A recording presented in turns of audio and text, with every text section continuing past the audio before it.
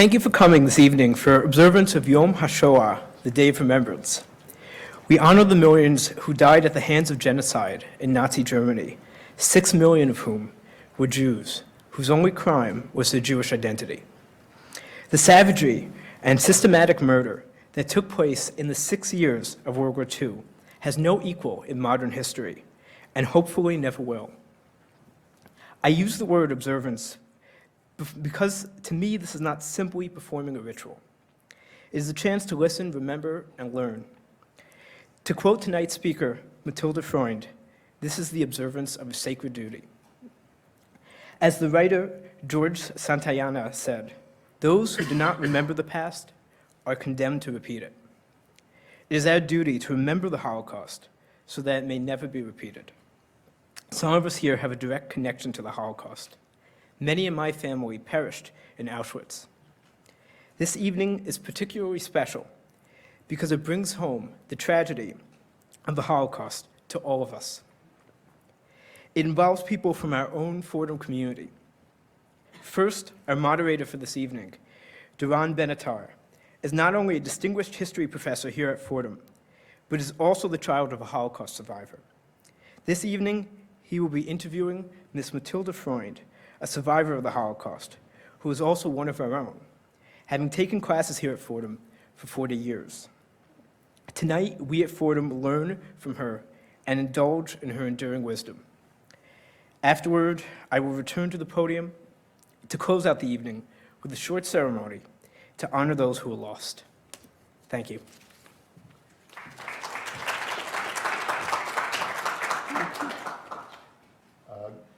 Can you hear me, guys? Good evening, and thank you very much for coming and taking part in this conversation. You can't hear me. Okay. Well, I'm very soft-spoken. Can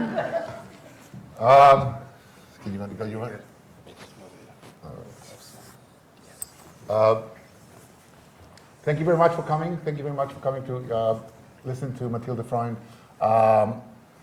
The way I envision this evening is that I will begin a conversation with Mathilde and she'll speak, but I hope that you guys will raise your hand and ask questions too, because the more perspective, the more we're going to get out of Mathilde, and each of us comes to the subject from a different perspective, and the more perspectives we can bring in, I think we will all be enriched.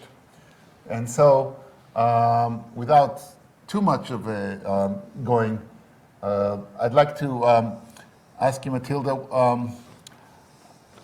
you were from Vienna, correct? Yes, I was born in Vienna, next to the Blue Danube. And how old were you when the Anschluss took place? 19 years old. I was married 2.5 months before. What do you remember of the Anschluss? The Anschluss, by the way, is the Nazi annexation of Austria in 1938. Yes. I was 2.5 months married and wanted to show off that I'm a good housewife, and I prepared the dinner, and all of a sudden somebody stormed into our family home and said, Hitler's here. He just arrived, March 1938. So we left and went to look, and I saw all the people going outside and welcome him. All the Viennese people welcomed Hitler. And he was standing on a big truck and giving the salute. And that was all I saw about him, just the back.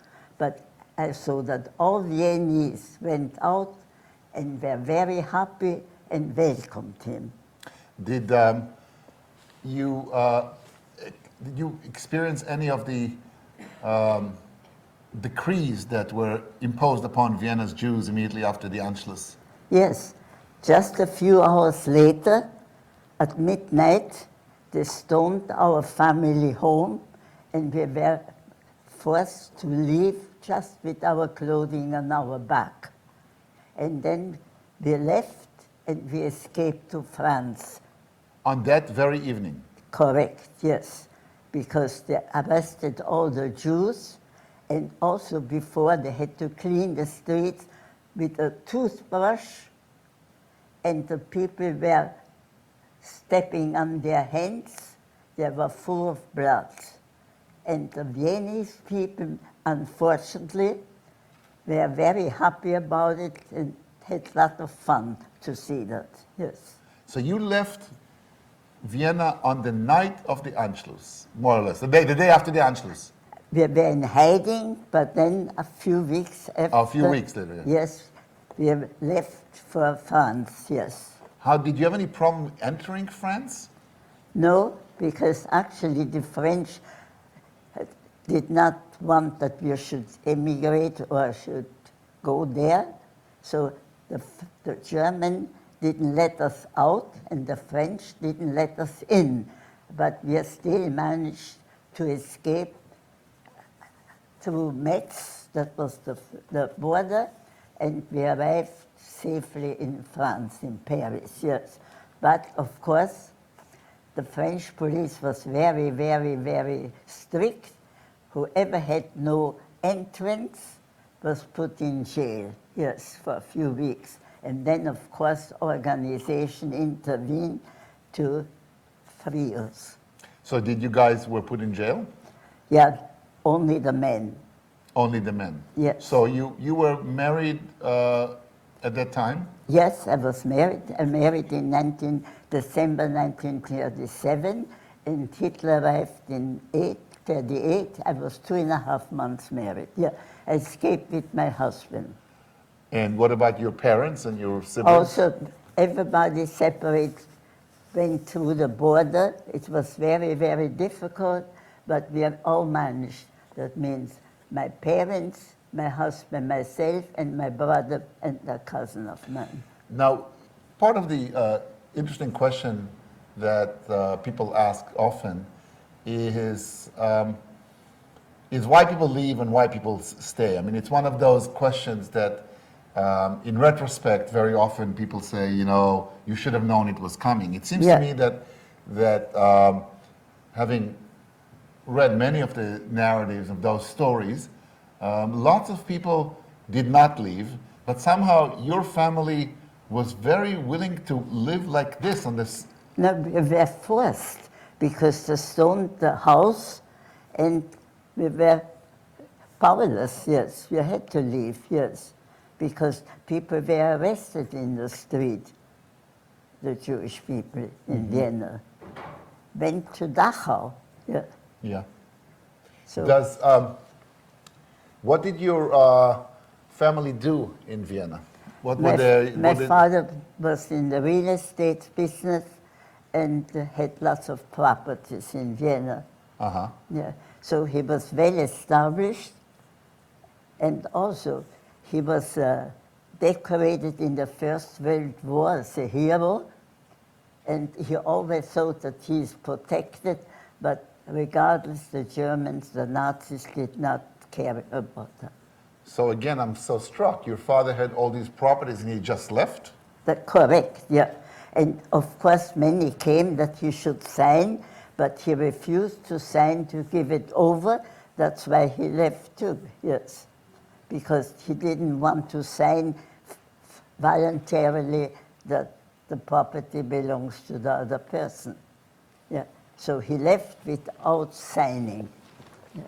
That, you know, this is very Yeah, it's very unusual sad. story because I would say that generally speaking, people with property stayed too long. Your family seems to have had a decisiveness that obviously was had a great deal of foresight. No, we were homeless. They stoned the family home, so we had no place to stay. So we had to leave, yes. And you could not rent something or anything because You were Jewish. Yeah. So we left actually in August. In August 1938, went over the border. That was very, very difficult too. Now I say it very easily. But Actually, it was a German soldier that took us over the border at midnight. Yes. Uh-huh. And what did your husband do? My husband, he was just starting out. He was in a bank. So he worked in the bank. Yeah. So I'm kind of confused a little bit, but correct Actually, me. in the bank of his uncle. He owned the bank. I see. That's a good job, Yeah. to own the bank. So I'm a bit confused again, because initially when you spoke, you said that you left a couple of days early after they stormed the family house, but now you said that you left Vienna in August, which is a good 5 months afterwards. But we were hiding. Where were you hiding? Every place. Sometimes neighbors, yes. Sometimes with neighbors. Yeah, but we had to go from one to the other because Jewish they were- neighbors? No. We were very well loved. People liked us very much, and they let us stay for a night or two, but then they were afraid, yes. Yeah. People were afraid to hide the Jews, yeah. I see. But we had nice, very nice friends, yes. And so these people hid you, Yeah. and you would move around every 2-3 days to another. Yes, whenever, yeah. Because people were afraid, yes, to hide Jews. Yeah. How many of you were in this troop of people that were moving between homes? I stayed with my husband, and then my father and my mother together, and my brother with his cousin. Yeah, but always separate, not Always the whole separate. thing. We could not be all together. Yeah. But we were hiding, yes. And then, whenever possible, we tried to go over the border. And we arrived then in Paris, yeah. And the French were very strict. They didn't want the refugees from Vienna, Austria. But finally, the organization, Americans, helped. And there were organizations that we were able to stay. Not permanently, but 1 week or 2 weeks. What And happened to all the properties of your father in Vienna after you left? that was occupied by the Nazis, yeah.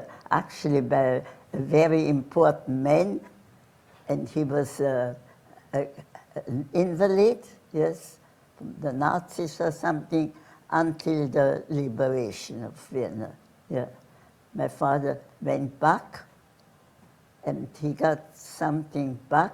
He went back after the war, you mean? Yeah, after the war, and this very famous Nazi, still he was a general or something, he was staying in that property until the last moment. He was an invalid, and my father had to pay all the taxes from 1938 to get something about his own house, yes. And so you moved from Metz to Paris. Yeah. It is now 1939 already, or not yet? 1938. In 1939, we were in Lyon Why did you move to Lyon from Paris because in they 1939? didn't let you stay in Paris. Yeah. The French did not let the refugees stay in Paris. We had to move to Lyon. Yes. I see. What do you remember of your life in Lyon before the war? No, first, I was very lucky. I was able to speak French because I learned French in school, so I was able to translate for other people that couldn't speak. I took them to the police station every week to give them the stamp that they can stay 8 days longer. So every week you had to go and get With 5-6 people that arrived, I went to the police station and they gave the stamp that they could stay another 8 days for the moment, yes. Uh-huh. And did you, so how did you guys survive in Lyon? Did you live off rents from the property in Austria, or did you have to work, or what did you do? No, first of all, the French did not give us a permit. Even doctors were not able, even as volunteers, to work in the hospital. So we were not able to work, and we had no money. Yes, the only thing that you could survive was doing some work in a family. Yes, the family had a good heart, kind heart, that we were able to watch the children or do something. And Yes. that's what you guys did? Yeah, yeah. Including your husband? Yeah, my husband was translating books, yes, because he was very, very educated. He was able to translate, so he made a little money on the side, yeah. Uh-huh. Yeah. And your parents? Yeah. Now my parents, my father worked in the garden because he was very... Sorry, guys, this is utterly inappropriate. It's Sorry. your phone, right? Yes, it's my phone, yes. Yeah, but you were not able to work, you know, openly. You had to find some kind of work in a family. They had a kind heart. They let people work, yeah. You could watch children, you could cook or do something, but not formally, yeah. So how do you... No, it was difficult to survive, yeah. And like I said, had doctor friends. There were doctors already, middle age. They were not able to practice, not even volunteer. They were not able to. It was very hard here because the French did not give refugees a working permit here. Do you... how would you describe it's a really complicated question, but it's a question I will try to that answer. Jews have to ask, which is really a question is, what kind of Jew are you? It's a question is, you know, how would you describe your family's form of Jewish practice? Were you guys observant, assimilated? What was the form of identity? My parents were very assimilated because my father was in the war, in the First World War. Once the Jewish people, the men, went into the war, then they were not very religious anymore. They are very up to date, and we mingled with the Viennese together. Yeah. So you were from an assimilated... Correct. Did you guys practice any Judaism? Yeah, my grandparents, they were Orthodox, yes, and to the holidays we were invited, and it was always a very nice family affair. Did you have a Christmas tree? No, not we, but my friends, and I was always invited and singing the choir. Yeah. Because, you know, Silent Night. Of course, Freud had a Christmas tree which he loved. Yeah. That's why I asked, because it's a... Every year went and I sang Silent Night. Silent Night. Yes. Well, you belong at Fordham. Silent night, holy night, all must sleep and some I don't know that song, I'm sorry. Yeah. That was We a never did that. very famous song. Yeah. So you guys are in France, your husband and you and your brother and his cousin. Yeah, And Ernest. Yeah. Ernest. Yeah. And his mother. And your parents. Six of you. My father, my mother, my brother, my cousin, myself, and my husband. Right, so that's six of you. Yeah. And then you live in Lyon, and the war begins. What do you remember of the beginning of the war? I know exactly. I was sitting in the cafe with my mother, outdoor cafe, and it's 1939, September 1st, when Hitler occupied Poland, March. Before we even went home, my father, my brother, my husband, and my cousin and my uncle, they all were arrested because they were considered enemies of the French because they were Austrians. And they forgot that they are Jewish, that they escaped because of that. But they were considered enemies, and right away they were put in a detention camp.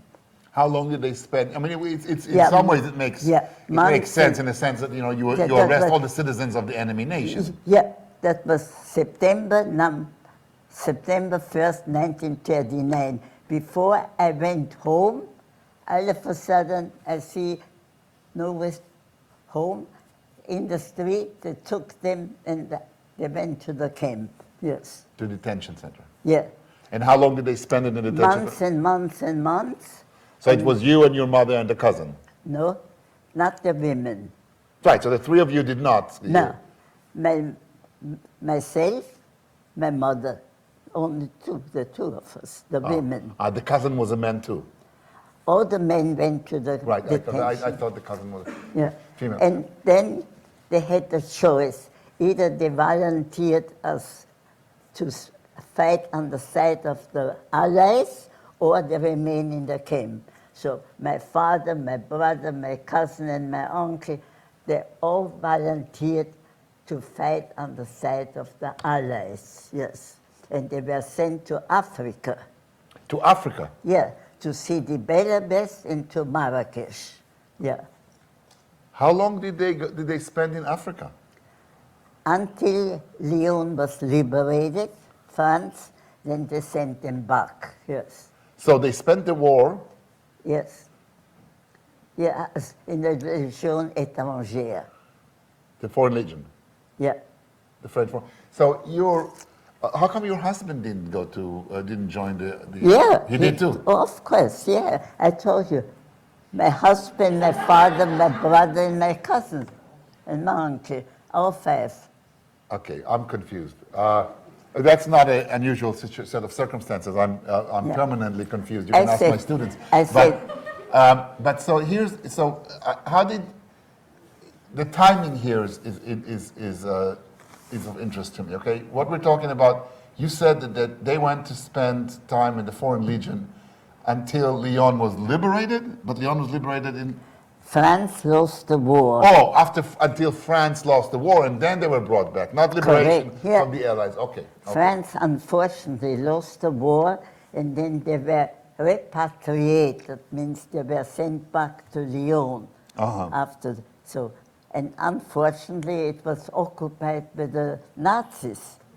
Was Lyon part of The Free France, was Vichy, right? only a few months, then everything was taken.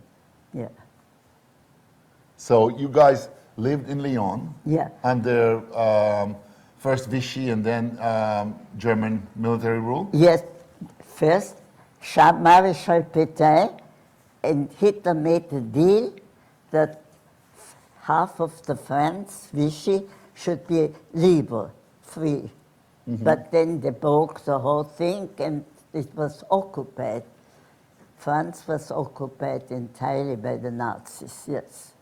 And so you were in Lyon and Under Klaus Klaus Barbie, Barbie.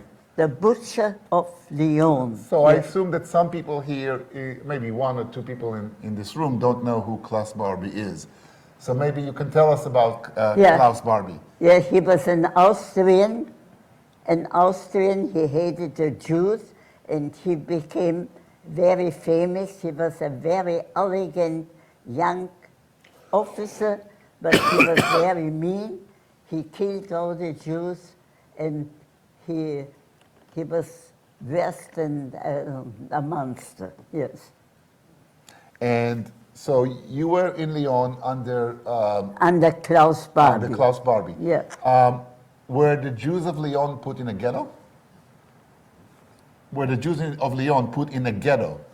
No, they were all hiding, yes. Everybody was trying to hide someplace in the stable, in the forest, like me, yeah. And so you were, this already, where are we in terms of time? Are we in 1941 already? Yeah, yeah. And the Nazi control Lyon. Yes, And in this situation, everybody's still together. yeah. But it was very, very difficult because we were trying to hide in the stables, in the forest, from one place to the other. and there was no food. We didn't get the rations and nothing. And it was a terrible, terrible time. Yes, absolutely. Were you aware of what's going on? Yes, yeah, unfortunately. How come? How did you become aware of the killing? No, first of all, I, I saw one day, it was Christmas Day, and we were hiding, my husband and myself, shooting, and then my husband said, you know, even on a Christmas Day they go hunting, that's very unusual. Then we walked a few steps, and then we saw they were not hunting animals.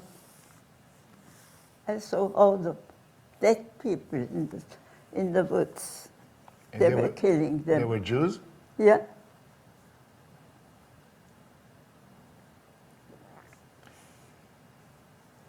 And how long did you guys stay in the woods? Yes, until the liberation, yes. Until, How do you survive in the woods for years? that's a very good question. Sometimes some people were very kind and brought us some food, or there were many people that were very kind to us, yes. Even they risked their own life. So you slept under the sky? Yeah, under the trees, whatever, yeah. It was very, very hard. Sometimes in a stable, something. Some people were very kind, yes, but they were very much afraid, and they let us stay only a day or two, and then we had to go further.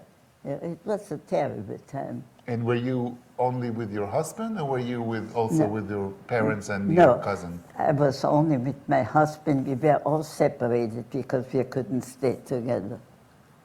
We couldn't stay together, the whole family, you know. They were all someplace here hiding here. Uh-huh. So you lived years in the wood. That's right, yeah. Were there scary Without animals? changing clothing, without hygiene, yeah, it was just terrible. But some of us saved our life. Yeah. We're alive. Uh-huh. Yeah. I I was never- also, and my mother in the Gestapo prison, Fort Molucc. And Tell us, how did you, so what, the Gestapo found you in the woods? Where did they find you? it was, you cannot describe it. We went from one place to the other because sometimes it was dangerous. We saw people advancing, we didn't stay in one place, yeah. Mm-hmm. And then sometimes in stables, and sometimes, you know, wherever we could find, yeah. And how did the Gestapo catch you? You said that the Gestapo caught you and your mother. Yeah. How did they do that? How did they catch you? No, because my husband was arrested because he went to the city. He wanted to get medication. I was very sick, and Who was, you were sick or he was yeah, sick? I was sick. Yeah, and he wanted to get some medication, so he went into the city, but he never came back. So they took him to Fort Molucc, my husband, and what happened? I heard about it. So I was so much in love with my husband, wanted to help him or see him or something. So I went with my mother over there to the city, and I looked up because I was so silly. I thought maybe I will see him in the window. I was so young, you know. I thought maybe, but of course. So a German soldier came, and took the pistol on my head, and I told my mother, stay across the street, whatever happened to me. But when she saw that he put the pistol on my head, she came towards me, my mother. And we both were arrested. He said, why did you look up there all the time? I didn't want to tell him the truth. But so both of us, we were arrested, my mother and myself, in the very famous Gestapo prison where no one came out alive. but my mother and myself, we came out alive, yes. My husband went through there, and my brother, and whoever went never came back. But there was one woman, a Gestapo woman, her name was Maria. She opened the door and let us out. Do you know why? She had pity on us, I think. My mother was on the floor, crying and carrying on, but I was dumb. I didn't say a word. She saved our life. Maria was her name. My father actually wrote a whole big thing to down my father. Yeah. So did you ever find this Maria? No, no, never. She was probably, I don't know, she was working there in the Gestapo, in the prison. Was she French or German? No, German, yeah. I didn't speak German. I believed I speak only French. Did they know you were Jewish? Probably. She knew probably, but they did not ask for paper. But I was in the prison with my mother, but it was not very pleasant. It's not very pleasant. It's an understatement. In a Gestapo prison, I think that not. Because we were actually tortured, and I saw even Klaus Barbie. That's why I saw him. He was standing there, and he was a very elegant officer. Very, very elegant, but he didn't say anything. He was only listening. Barbie Klaus. That was in the office here. So you were released from the Maria was her name.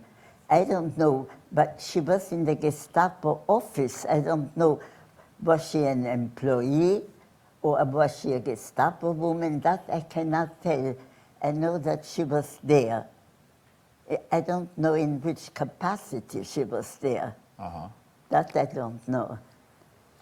Her name was Maria, and after they tortured us, because it was not very pleasant, there was one soldier that tortured us, yeah, because he wanted to know why I was standing there looking up. What do you mean? What does torture mean? Hitting you or? Hitting us, yeah. Yeah, hitting physically. Yeah. And so your husband... He never came back. He never came back? No. He was deported to Buchenwald, the concentration camp, and he was able to write me letter to the Red Cross. Actually, he wrote that he's still in physical condition okay, and we will have a wonderful life together. He wrote me 7 lines to the Red Cross, but he never came back. Yeah. Do you know what happened to him in Buchenwald, how he died? No, the Red Cross sent me his number, the number, and that he was killed. Yeah. I see. And did... 4 days or 5 days before the camp was liberated, yes.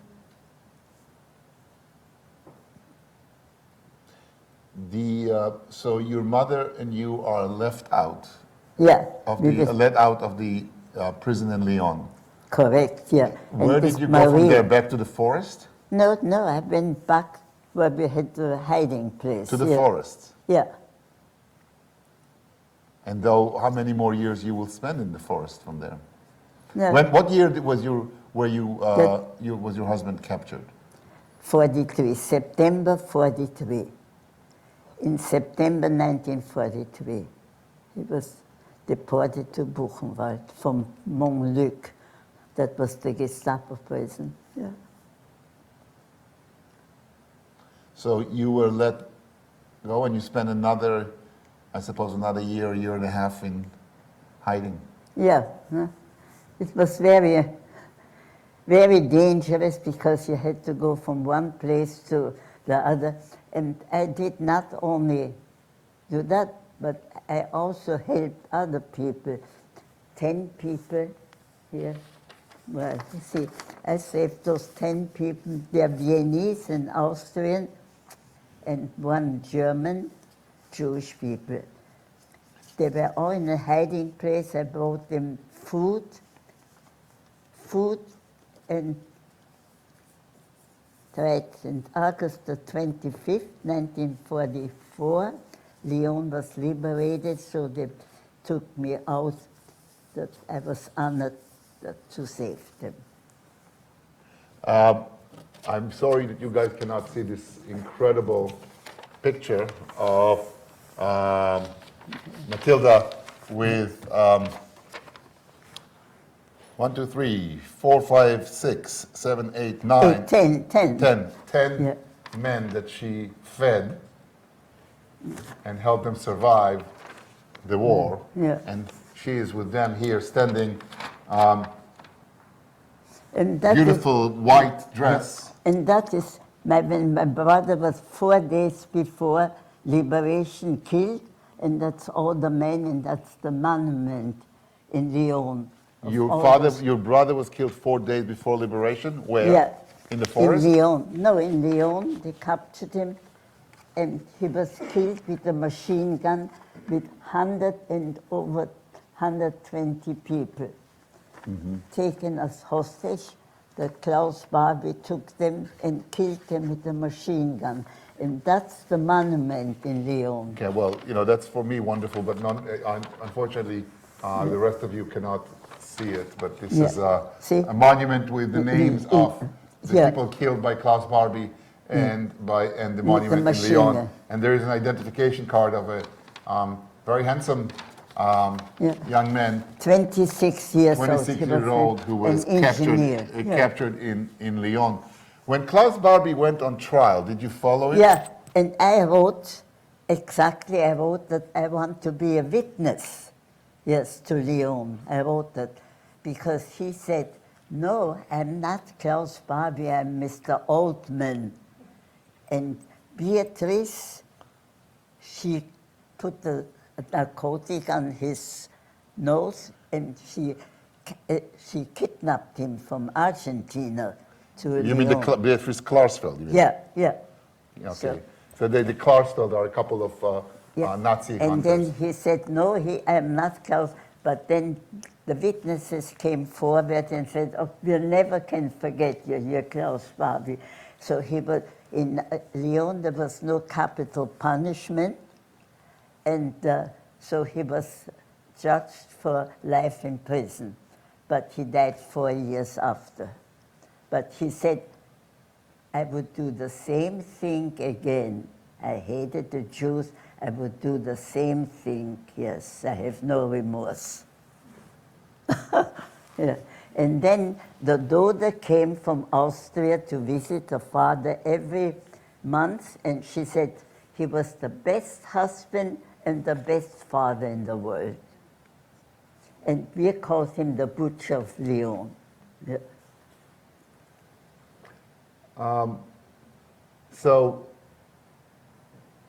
who survived from the group that left Austria? You and your mother? Yes. What about your... My father, he went back.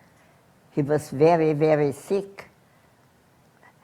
And then he got some restitution from the house. There was a general living in our property. So your father survived the war? Yeah, he survived. But when he heard that my brother was also killed, he collapsed and he died. Yeah, on a heart attack. My father. And the cousin that left with you? He died too. Yeah. From how did he die? He died, I think, also of a heart failure. Yeah. During the war or after the war? No, after the war. Yeah. After the war. Because they were very close, my brother and my cousin. Yeah. And in 1944, after the liberation of France, did you stay in Lyon? Yes, only a short time because I was so sad I could not take it. So we moved to Paris, and then my cousins And my aunt, the sister of my mother, she was in Colombia, South America, because she was able to escape from Vienna to South America. She sent us the paper and we went to America, to South America for 4 years. And then I came to this wonderful country, America, after 4 years. In 1952, and I lived on 76th Street in the same apartment still. Did you remarry? No, never, never. I was very much in love with my husband. I was a young woman, yeah, full of hope. Yeah. And then all the other things, losing my brother, my only brother, we were like twins, 15 months difference. Anyhow, I started a new life. I go to Fordham University, and that's the best medication for me. Wow. And here sit my wonderful friend, Sira, that knows me for a long time. Yes, Syria is a wonderful medication, I agree. Does anybody have any question to Mathilde? Please, now it's the time for you to ask questions. Please say your name so that we could say your name. Sure, my name is Frank Dukovowicz. First, before I ask my question, I just want to thank you for doing this. It's an amazing thing for people who've been through what you've been through, to keep that alive, to spread the word so that it doesn't die out with the people who can no longer tell the story. Am I speaking loud enough? I don't know. Okay, well, you'll tell me if I'm not. But my question is, I'm curious if you ever went back to Austria and how you Yes, felt about Austria. I was invited to the parliament, personally, yes. I was invited, and they treated me like a princess, yes. When? Did you have any? That was about 15 years ago. Did you have any misgivings Yeah. about going Yeah. back? Was it hard? The mayor of Vienna invited me. We went to lunch, and I stayed there 1 week in a very nice hotel in Vienna, and they treated me like royalty. Yes, absolutely. But please say your name. Danielle Eisenberg. I'm from Vienna myself. So, here, am I loud enough? It's okay, I'll repeat it if you... Okay. So Danielle she's a student here and she's from Vienna herself. Yeah, right. So, unfortunately, you know you can't choose. Freut mich sehr. Freut mich auch, soll ich Ja. das auf Deutsch fragen? Ja. Von welchem Bezirk? Aus dem dritten Landstraße, Reiserstraße, beim Dritten Stadtwald. Bezirk. Genau. Ja. So, okay, so that was pretty self-evident, I want to point out. They're doing streets addresses now, you know. Next they go Jewish, do you know? Go ahead. After, like in the 90s, did you ever, because you said your father owned properties, did they ever come back to you about the restitution? Like, did Ramitsky ever, like, did they reach out to you? Because She's asking, so I will Yeah. I will be your voice. So the question that Danielle or Daniela? Yeah. That Danielle's asking is about the properties in Vienna where you ever get restitution? Very little, because first of all, my father had to pay all the taxes from 1938. The general that lived in that property did not pay for it. He was an invalid. And he got only a very little, and he sold it to the neighbor, Axman, to the woman that owned the restaurant. Yeah. Uh-huh. Very little. So there was no restitution of property? A little bit, yes, but not too much, yeah. So you don't Because own still things in Vienna? No. Because it was dilapidated, the whole thing, yeah. Right, during the war. Yeah. Okay, I saw other hand. Yes, your name please? Nick, Nick.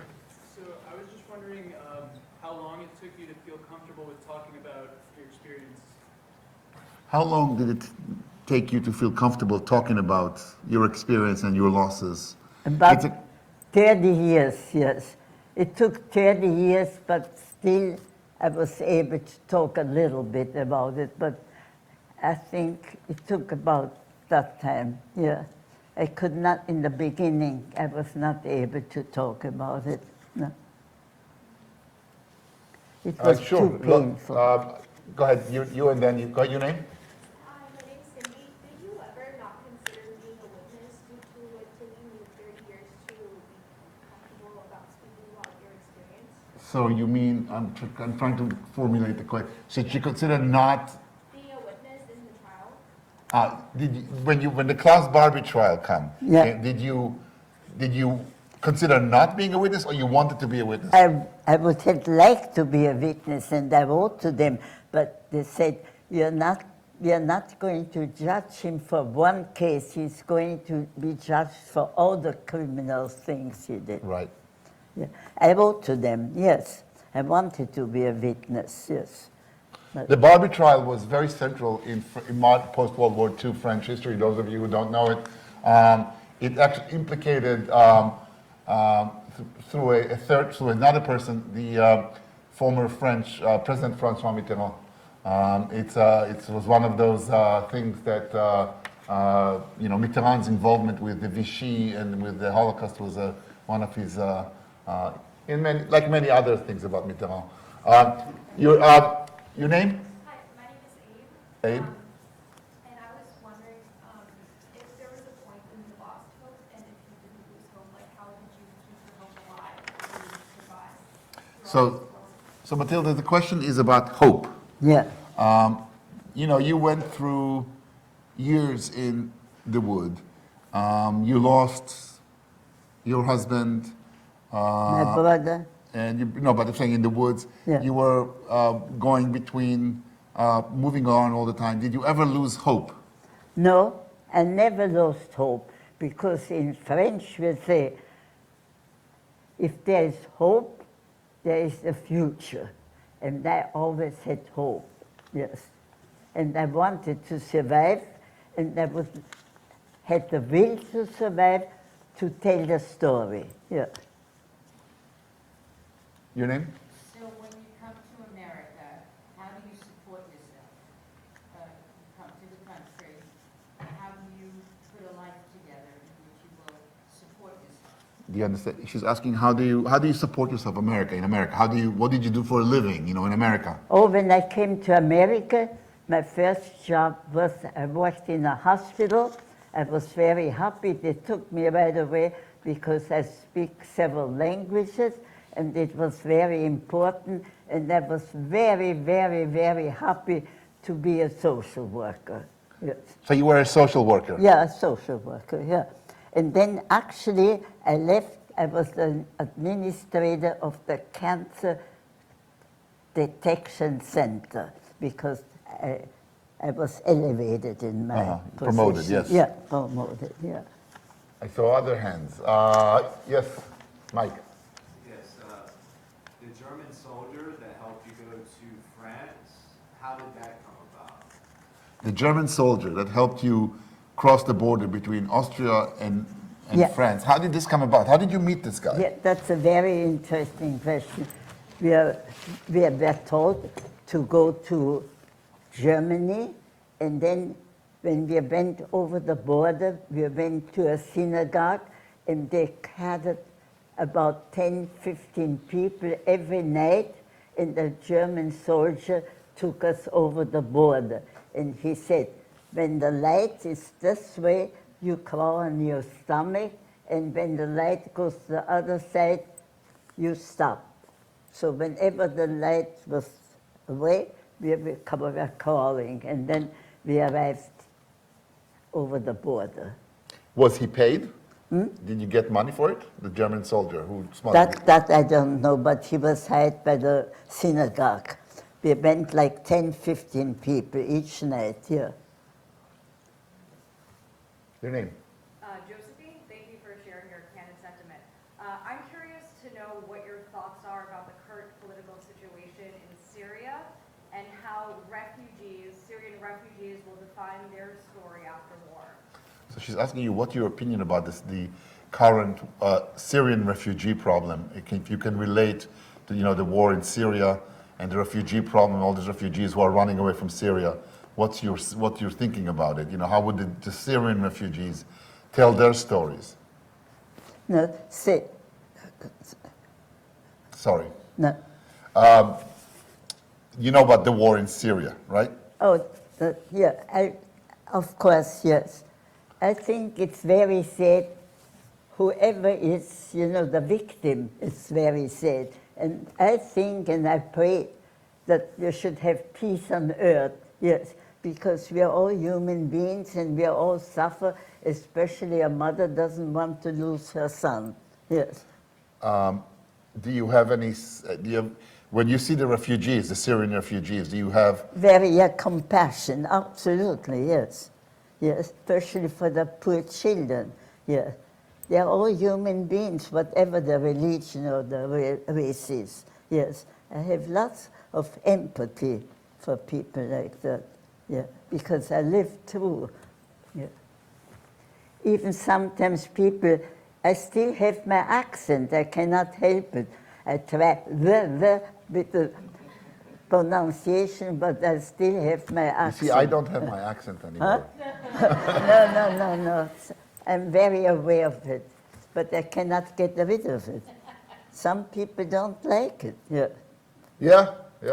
That's why you have to... No, socially it is, oh, how charming, that's so nice, I like your accent. But when you go for a job, it's different. Say it again? My apologies. The second part to the question is how will they define their story? How does she think they will? I don't know. How do you think that the Syrian refugees will tell their stories? No, I think whoever is a refugee, it's very sad when they lost their own home, yes. Whoever it is, it's very sad. Yeah. I have lots of empathy for those people. Yeah. Gladys. I have two questions. The first one, you mentioned that you were 4 years in Colombia and then you came here. And I was wondering if you met, actually, like you went back and saw some of your friends from Vienna, or did you reconnect to some of the people or the family that you left after the war? And then my second question is regarding most of the story. Gladys, it's about my mental abilities to remember two questions.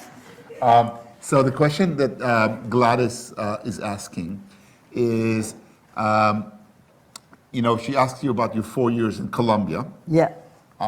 If you can tell us about that. And also, did you meet friends from Vienna in your travel since? People that you knew as a young woman in Vienna that you met them? Yeah. I was 4 years in Colombia and I liked it very much. People were very kind to me and I learned the language very well. It came very handy to speak Spanish, and they speak a beautiful Spanish in Colombia. And about the Viennese people, I meet them, but some refuse to speak German.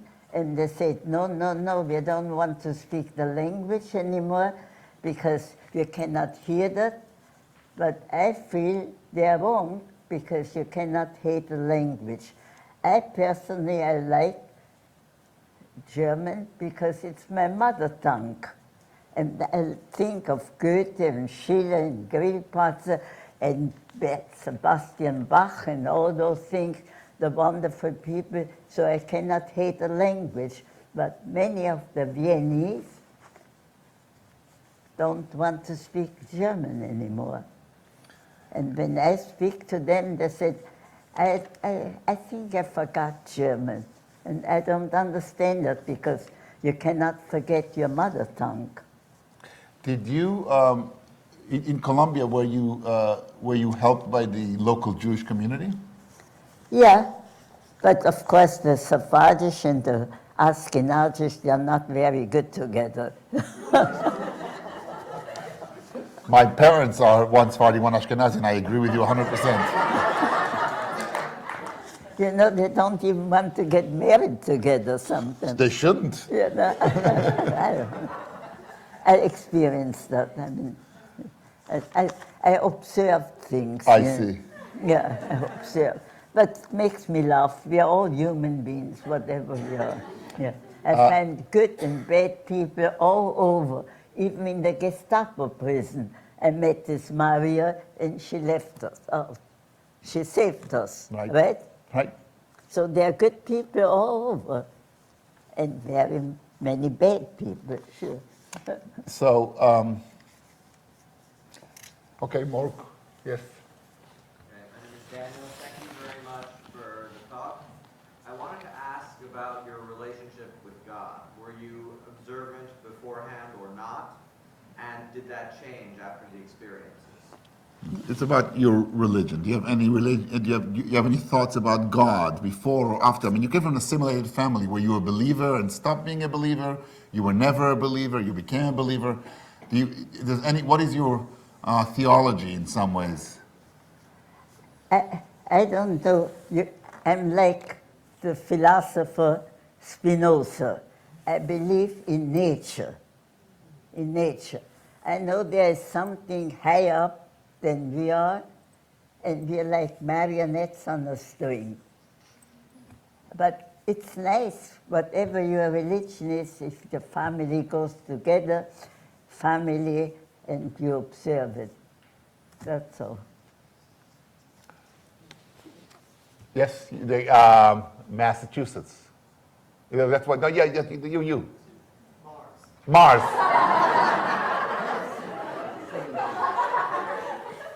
I was very close.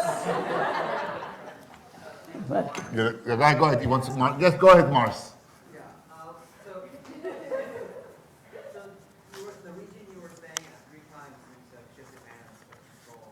So I'm curious, as like some Austrian to German and French to German, and I'm curious about the circumstances of the last one, the Germans, the Allies. How did the events play out of liberation?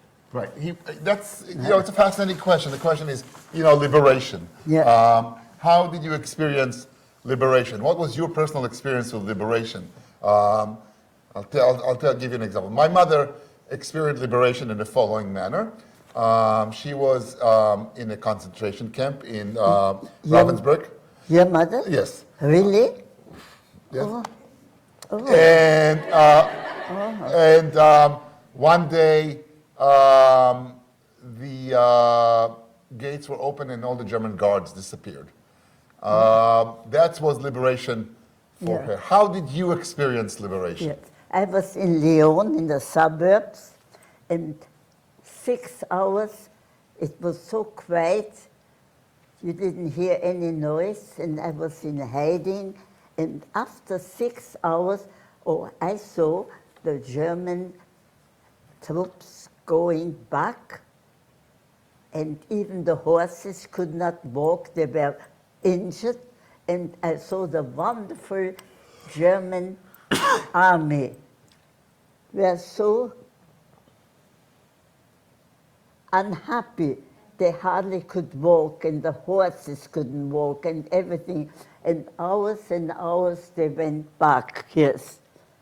For hours, yes, and days. And we were hiding and looking at them, because sometimes one of the officers started to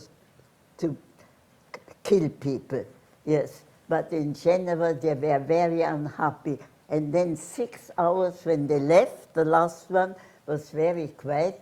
And then all of a sudden, on the motorcycle, in the dust, American soldiers came on, and they threw stockings and Coca-Cola and coffee and sugar, and we all went outside and we kissed the dirty American soldier, because they were so dirty, full of dust, yes. And we were very happy. We kissed them, yes, our liberators. And I'm very, very happy to be here in America, only it should have been a little bit earlier. Yes. Yeah, you go ahead.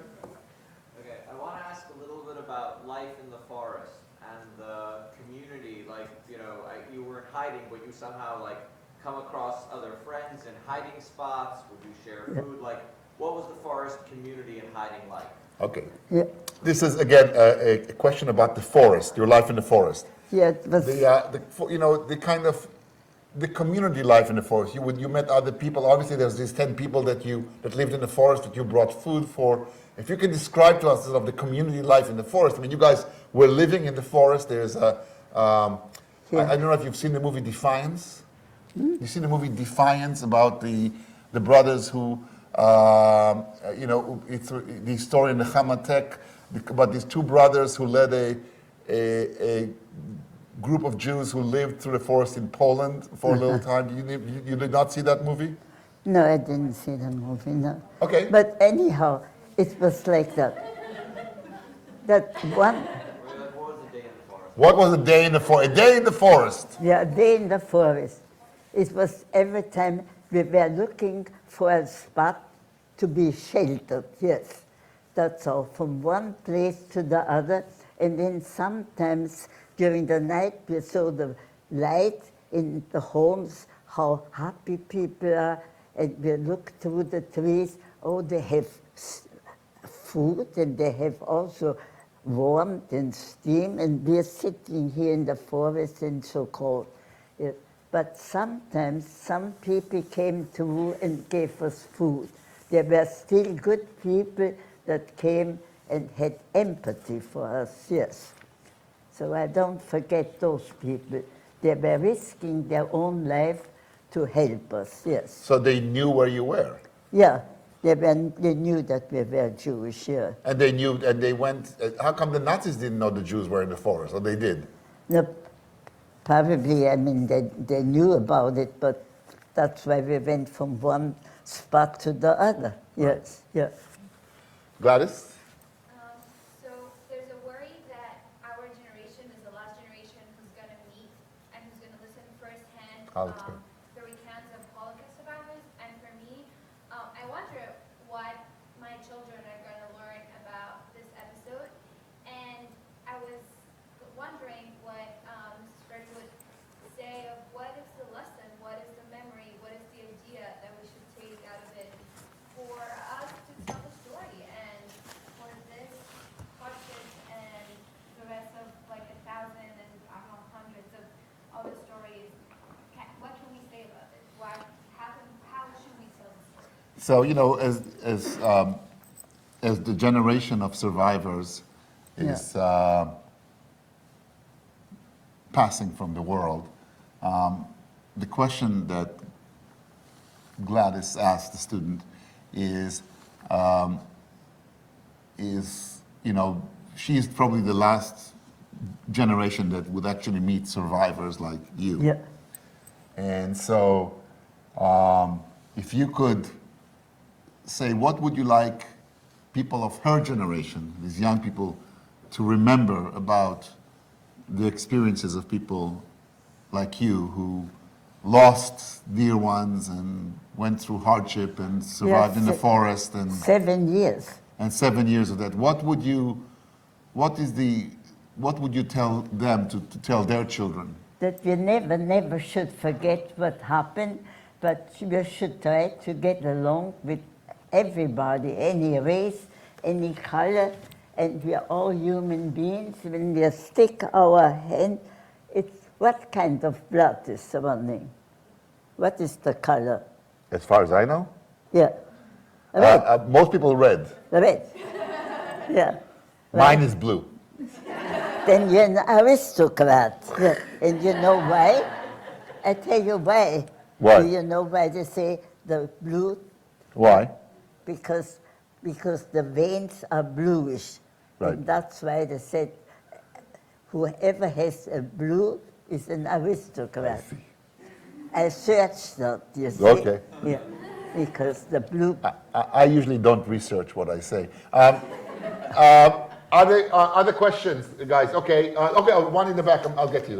Go ahead. I wonder if you have done formal testimonies, interviews, like with the Hashoah Foundation or any other formal interviews Have you done testimonies? There's a few places that take Holocaust memory testimony. There's the Spielberg Foundation. There's the museum in Washington D.C. There's the Fortune Archives at Yale. There is the Yad Vashem, obviously. Have you done any testimonies in any of those? Yeah, Capitol Hill, yes, I was a witness, yes.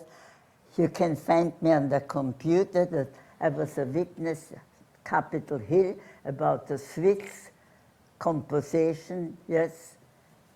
And also Spielberg, I gave them complete testimony, and also Chanel number in France. And I gave testimony to all those people, yes. Especially Spielberg. So one of the interesting things that my mother does whenever she's no longer travels, she's 91 and a half, so she's... 91? And a half. So tell her one young lady yes. to another. She is. I'm going to tell her tomorrow morning that I met somebody who's 10 years older and much better.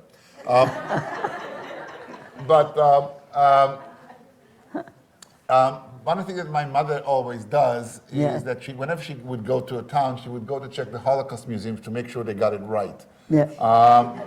It's kind of odd because my mother started the war in Warsaw in September 1, 1939, and she went through Majdanek and Auschwitz and Ravensbrück and the death marches and all these other things. And so that she doesn't need any museum about the Holocaust. She is the museum. Sure. But she still goes to all of those things. She checks she reads all this Holocaust literature, and she watches all these Holocaust movies.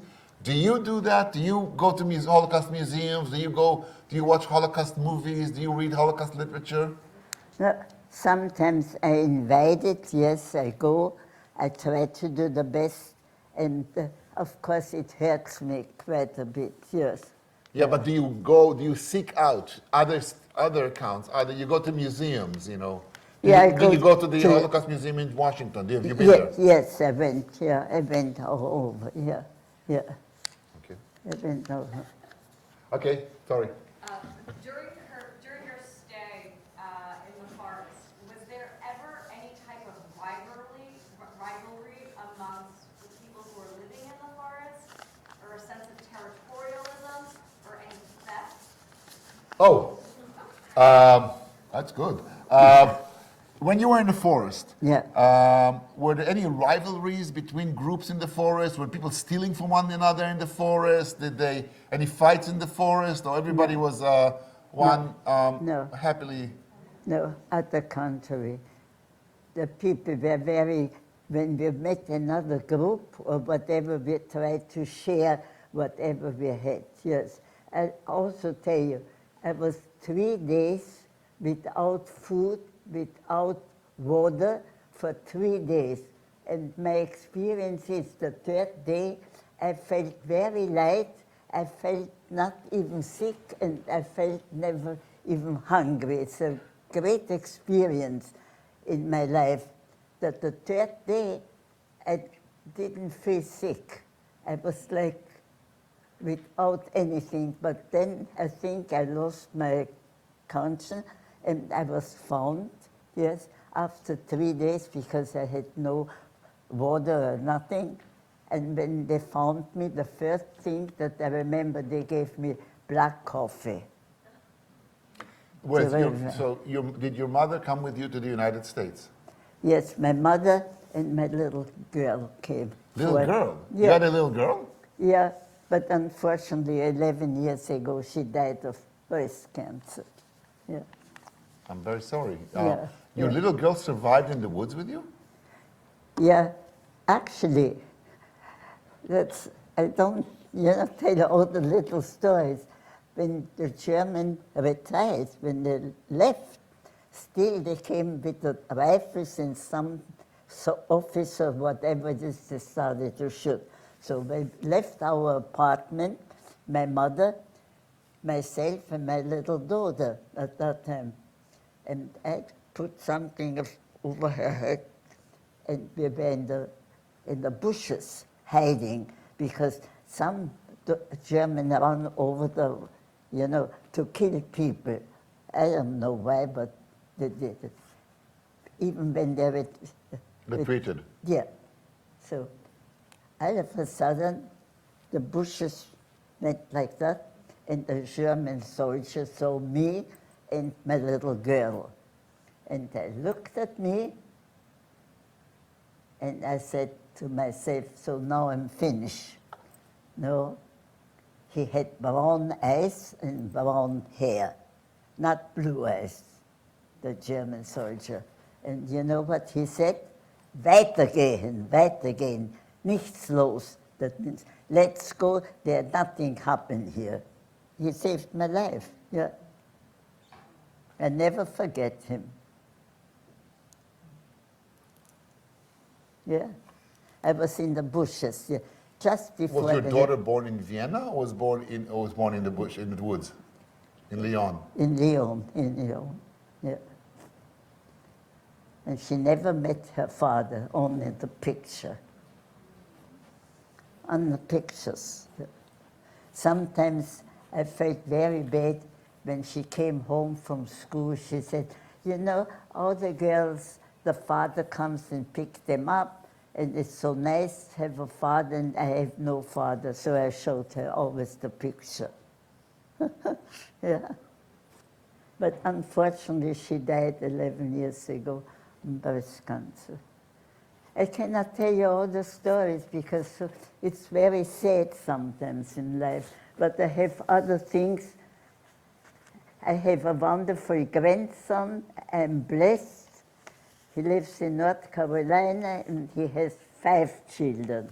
So I'm busy. I'm a great-grandmother and I have wonderful great-grandchildren. I want to tell you something nice too. Yeah, not only sad thing. I'm very happy at the moment. I'm blessed to have nice great-grandchildren.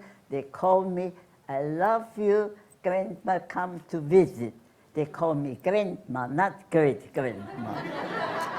And I sent a picture to my grandson with my white hair. He said, I want to have my young grandmother back. Please color your hair. Well, you know, maybe when you color your hair, you should come to. Yeah. Okay, guys, we have. It's now 8:24, so we're going to take quick things. You know, I'm going to turn to people who have not spoken yet. The gentleman over here, the lady over there, and that's it. And then we will conclude. Go ahead. So we started talking about nice things. So I was wondering if you've been to Israel. Have you been to Israel? Yes, once, and that was 6 days before the 6-day war. I like it. You know, it's on May 31st, Yeah, 1967. Yeah, I liked it very much. It's a wonderful country, and I was very much surprised. I went to a restaurant, and they said they have kosher ham.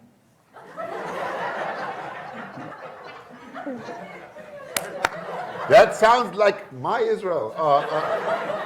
Okay, the next one, the last one. I think kosher ham is very good. Go ahead. Could you just talk about your time as a student at Fordham and maybe what you're doing now?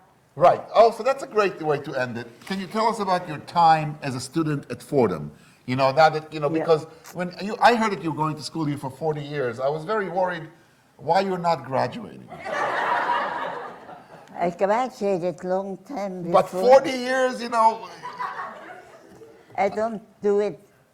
Tell us about your experience at Fordham. Tell us about your life now. When I retired from my hospital work, so I thought it's a good idea to study, continuing study, because I'm very curious.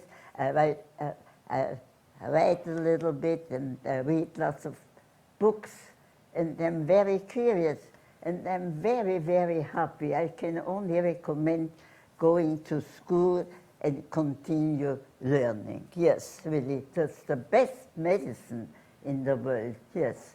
To be occupied and among nice people, and I'm so happy when I come to the university, really, yes. And I like all my teachers. Some are not here in this they already went to a better place, yes. Yeah. Right? You mean Yeah. better universities? No, the professors, yes. Oh, I see. Yeah. Okay. Many, yeah. I lost many of the professors, right? Yeah. Yeah. I love them, yeah. Well, I think that this is... Adam, Dr. Adam, he was my first philosophy professor. Yes, absolutely. And never forget him. I never forget him and all the others, yeah. Believe me. So with these very wise words to all the students here who sometimes don't do their homework, learn from Mathilde. It's the biggest privilege you can have. Do the readings. So I want to thank you so much for this incredible evening.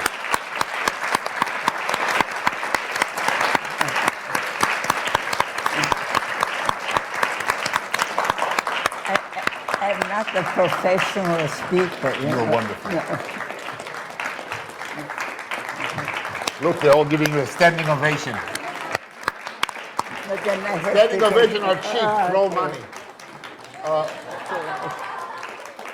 I'm very humble and very modest in my life, really. But I appreciate all your applause, yes. This gentleman's going to finish. He wants to. The boy's going to talk right now for you. Yeah. Okay.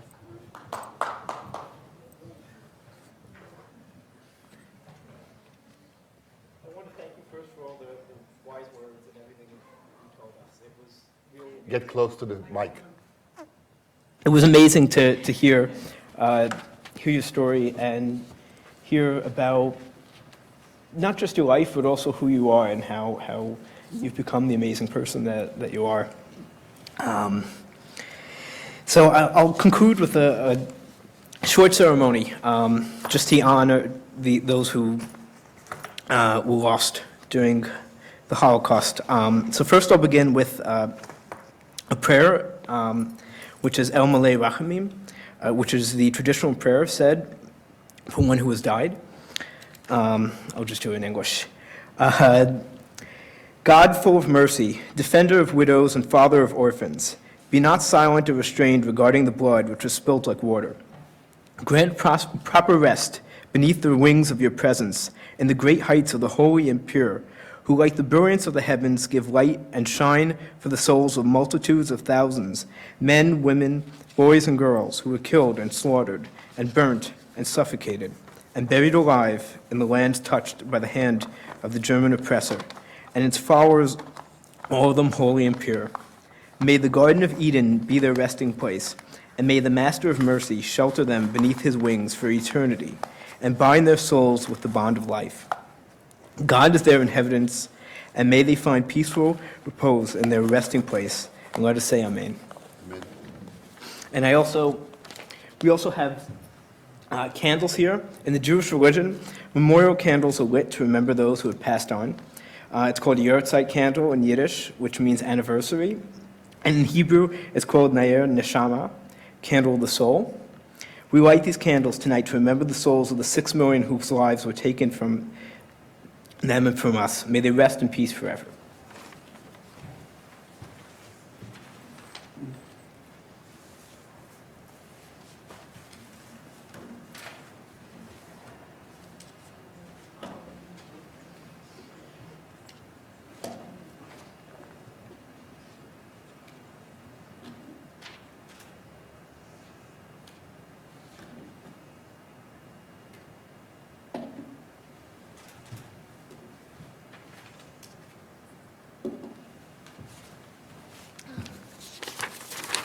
And last but not least, I'd like to thank all of you for coming this evening and for helping to honor both the lives of those who perished and those who survived and help us to remember.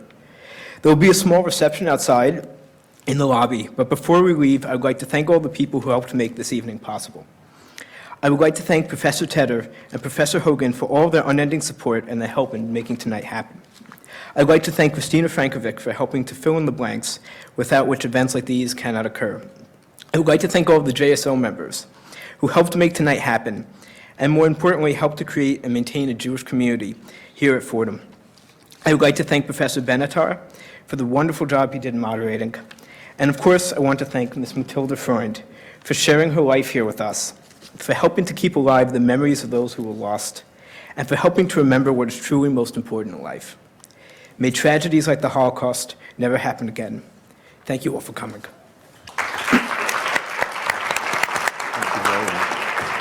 But give your mother my best. I will. Tell her one young lady to the Do other. the next, I will. Don't forget, right? I will not forget. Thank you. Thank you so much.